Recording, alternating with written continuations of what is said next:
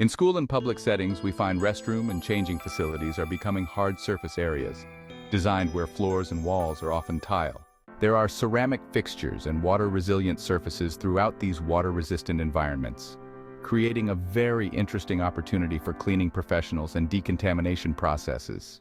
Contagious diseases are transferred through direct contact, sneezing, and shared utensils, as well as another very real concern in public facilities with close contact.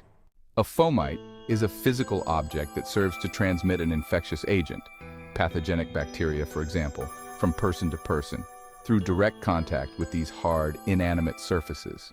High-touch areas such as doorknobs, flush handles, and even counters are disease transfer points.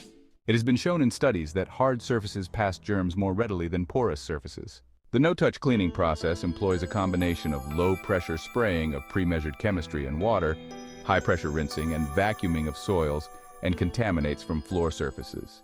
For decades, facilities have been using many different types of machines which use this methodology to agitate, rinse, and vacuum contaminated liquids from surfaces rather than spreading them with conventional mops and rags. Through use of these no-touch cleaning processes, pathogenic bacteria and germs are reduced 300 to 500% better than with any mopping or wiping processes.